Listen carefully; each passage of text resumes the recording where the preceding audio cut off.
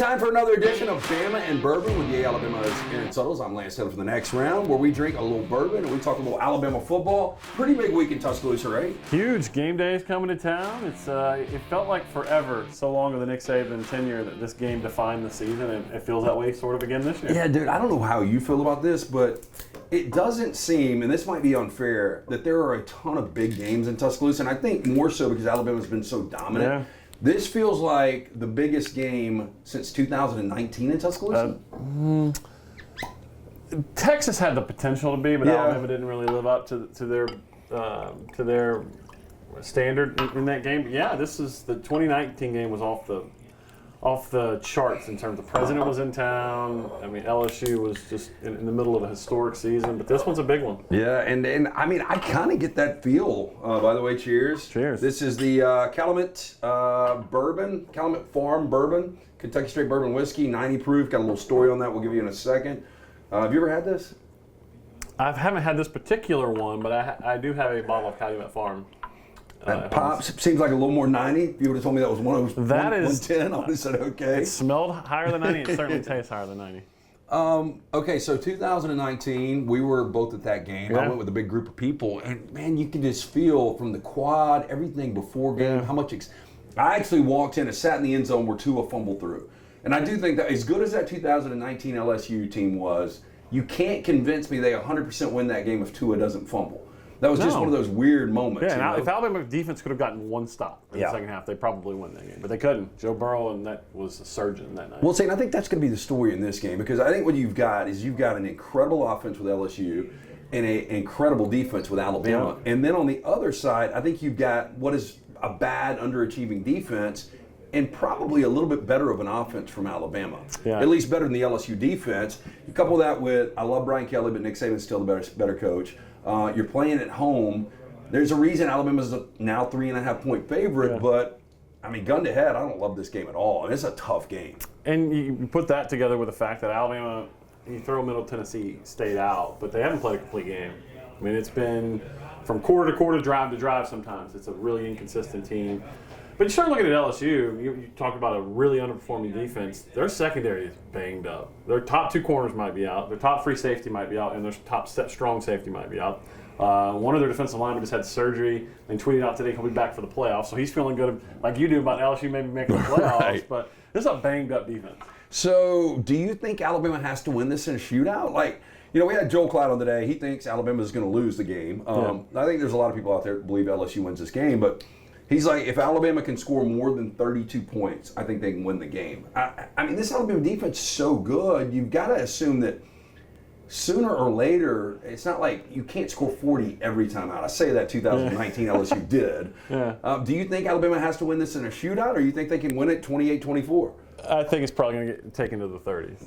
I kind of agree with Joel there. And Alabama's offense can do it because they hit explosive plays. This LSU defense gives up explosive plays. But the key in a game like this, you just got to get a few stops. Yeah. You can't allow them to score every possession because Alabama's offense, that just puts too much stress on them. Well, it's almost like if you get, like, sometimes holding LSU to field goals is going to be a win. Mm-hmm. You know, holding LSU to field goals, getting one. I mean, Jaden Daniels doesn't turn the football over, really. But if you can force one turnover and hold them to a couple of field goals, you got to feel like that is a win all the way around. Yeah, and give Alabama's defense credit. They have made the second half adjustments. It didn't look like they were going to be able to stop Tennessee after the first half, and they didn't allow a point in the second half. So, you know, I think Kevin Steele and Tavares Robinson, whatever plan they come up with, LSU's going to throw stuff at them that they haven't seen before, and it's all going to be about, do they have an answer for that? Calumet Farm is the bourbon that we are trying. You can get that at the Beverage Place, pink package, both located right there off of Highway 280. One-stop shops, liquor, beer, seltzers, wines, sodas, mixers, cigars, ice, even fresh lemons and limes, open early, closed late. I'll be stopping there all the way to Tuscaloosa this weekend. I can't wait. I don't know if I'm going to the game. That atmosphere is so electric. Yeah. And after the game, it's going to be the finality of one of these teams is going to be done. LSU especially. Alabama, I guess, could find a way into a three-way tie. With Ole Miss. Yeah, look out. Ole Miss has still got a shot to the playoffs. But Ole Miss still got Georgia. They got Georgia, which they could win that game. I'm not saying they're going to, but when we talked about Lane Kiffin in big games doesn't always show up. But who's the one team that knocked off LSU this year? Yeah, that was Ole Miss. The only SEC team to knock off LSU. Well, I'll tell you, man, that Georgia team this past weekend, everybody doubted them. No Brock Bowers, they're going to struggle. Good. Wow. All you got to do is poke them a little bit, and they come to play. So tell us about Yay Alabama. How can you get involved? Collectives are so important. Ask Dabo Sweeney and Clemson right now. Yeah, yay-alabama.com/fans. Converted a member this week with one of my friends. He joined up. You can join up. It's the way to support the NIL program. We'll have a tailgate on the quad. We'll have student athletes out there from men's basketball, women's basketball, softball, baseball, signing autographs. So if you have your family want to stop by, we'll have food, we'll have a bartender, we'll have drinks. If you want to join on the spot, if you want to take advantage of the tailgate, come on out to the quad on Saturday. That's awesome, man. And you guys are doing it the right way. And I still think there's a feel-out process and people trying to figure out the right way to run a collective. You guys are doing it right. I don't know what's going on at USC. They're getting guys there. But it seems, and not to make this USC at all, but it seems like USC, like they're paying too much and there's less emphasis on winning. Yeah. It's all about, hey, let's see what kind of Gucci we're wearing today or what kind of Versace. And then at Clemson, it's like, I don't think we're going to buy into this. Yeah. And you guys have got it. You got to find the middle. You have to, because it's not going away. Nope. You got to pay these kids, but at the same time, you still got to have a foundation where we're going to pay you, but you got to earn it. Yeah, you're going to earn it, and this is a business now, and it's all about winning on the field. Well, we maximize their marketing potential, and if they do that, how do they do that? They do that by playing well. They do that by doing interviews with Alabama, showing their personality that matches up with businesses. But they got to put the work in, because if you just give them the money, what incentive do you have? You're always going to have the special players that are self-driven, that are self-motivated, that want to reach their full potential. But for some people, it's all about the payday. And once they get the payday, they stop putting the work in. Hey, it is Bama and Bourbon, brought to you by our friends at Gutter Cap, 823-2212. Cap it, don't snap it. More than 20 years, Chris Stewart's been doing this. Let him come out and give you a free estimate. You'll never have to clean the gutters out again. Cap it, don't snap it. 205-823-2212. Give me one player on offense that has just got to have an incredible game. Isaiah Bond. I think it's Isaiah. Against that secondary? Yeah, going deep. That will, if he hits a few big plays, that changes the game. And he's been pretty good this year. And obviously, Jermaine Burton, we saw what impact he had against Texas A&M. He's made some big catches. He had a big third down catch versus Tennessee. But I think Isaiah Bond, he takes the top off of defense. And with the problems that LSU has had on defense, if he has a big day, that portends well for Alabama. Okay, so Jaden Daniels, I mean, you can make an argument right now. Dude can win the Heisman Trophy, especially with a big performance and a win over Alabama and Tuscaloosa. He is one of the best players in college football right now. Who has got to come up big on the defensive side for Alabama to win this game? Oof, that's a great question. I tend to think, just because it's going to be tough to pass rush him because he's so mobile, I think it's got to be a corner. It's got to be locked down, whether it's Kool-Aid, whether it's Tyrion, or Caleb Downs gets a pick. I think it's got to be somebody in that secondary. Are you waiting for Kool-Aid to have one of these big returns? You know, the thing about Javier Arenas, like the Deuce was electrifying back in the day for all the Alabama fans that want to go way back. Javier Arenas was the guy that flipped the field. And almost every time. Yeah, and it was like a 20 or 25-yard punt return every game. And those things are so huge, especially when this seems like a game that will come down to one possession. Yeah, and last year I think Kool-Aid led the SEC in punt return average. And this year, I think he had a muff earlier in this year, and I wonder if that's not in his head, because he let a few go versus Tennessee that could have changed the outcome of that game. He has got to protect field position, and more than that, flip it, as you said, because he's an incredible weapon. And I think he'll go back and after watching the Tennessee film and not fielding a couple of those punts, I think he's going to take some chances this week, and he could have a couple big ones. Do you worry about today's college football? Now, next year we'll be in a 12-team playoff, and it'll be totally different. I mean, this is a game Alabama can actually lose and still get in. We know if they take on that second loss at home, 2 home losses, they're going to be completely done. Do you worry about guys on either side, LSU or Alabama, like the rest of November being kind of like who's going to tap out, who's not going to play? Less at Alabama. Yeah. Because, I mean, heck, they had two of the top 3 picks in the NFL draft compete in a meaningless Sugar Bowl. Yeah. I mean, so. That's true. Yeah, that's a good point.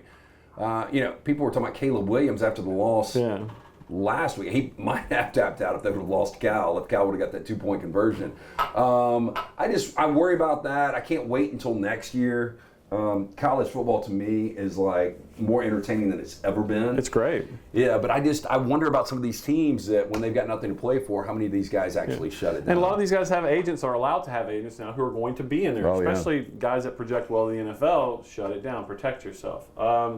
I don't get the sense that's this Alabama team. I'm trying to think. Kool-Aid would probably be the top projected guy in this year's NFL draft if he chooses to leave early. Yeah, I do think Dallas Turner has earned a lot That's true. back. Yeah, Dallas. I think he's definitely going to be a first-round guy. So those are a couple maybe to watch out for, but they've had guys around them that they've seen, do it quote unquote the right way. Which, listen, we're not ever going to tell a player not to protect himself or his future earnings, so we're not going to put the judgment on that. But in terms of traditional doing it, quote unquote doing it the right way, so I tend to think.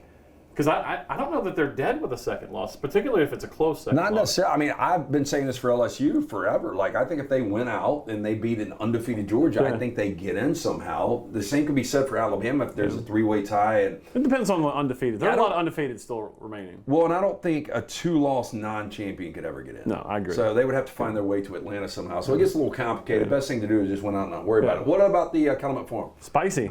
It is spicy. I like it. It's going to be a little cool in Tuscaloosa this week, and I saw where the high is going to be like 75 and the low is going to be 42 or something. It's going to be chilly. So it kicks 7 o'clock at night. What do you think, in the 50s probably? Yeah, absolutely. So wear a light jacket, double up with a quarter zip, something. I might, so I got a ton of bourbon back here. I might take some of the Calumet Farm, sneak it up in the old Bryant-Denny Stadium there. One more time, Yay Alabama, how can people get involved? Yay-alabama.com/fans. All the levels of contributing are there. I know you get this thing in your mind where you think people are asking you for money to give to a college program. You got to have thousands to make a difference. You don't. You can make a difference for as little as $18 a month. So check us out.